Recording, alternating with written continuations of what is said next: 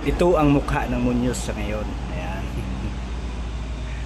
Malaking pagkakaiba talaga sa i-compare natin sa noon saka ngayon, ano.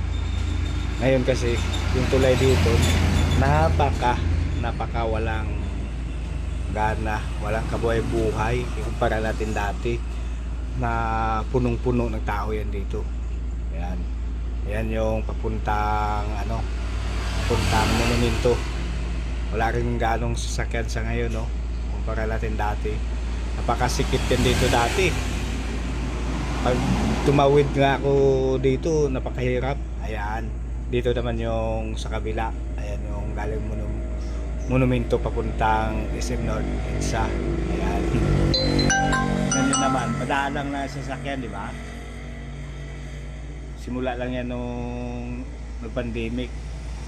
Kung hindi pa pandemic, napakasikip at napakasiglayan dito. Dati, punong-puno yung tao dito sa overpass na ito. Kaya, di ka pag dumaan ka dati dito kasi siksikan.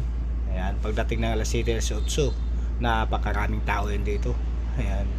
Pero sa ngayon, medyo lang isipin na parang nabawasan na ng tao dito sa Manila, no?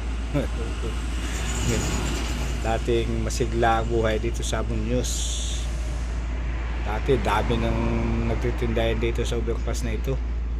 Napakasikip dati dito yan o mga 2018. Ayan. Halos magbanggaan na kayo dito sa overpass na ito. Para natin sa ngayon na walang tao, kaluwag-luwag niya, no? Ayan.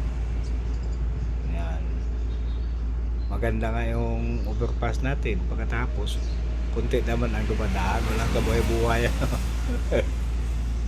Kumpara natin noong 2017 to 18, napakaraming tao dito. Ayan. Ayan.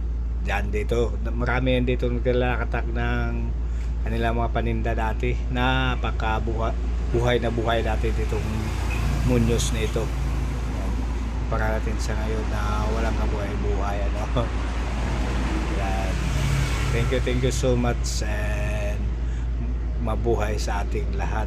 Atin pong binalikan ang ating mga nakaraan dito sa isa ng Muñoz. Ayan. Salamat.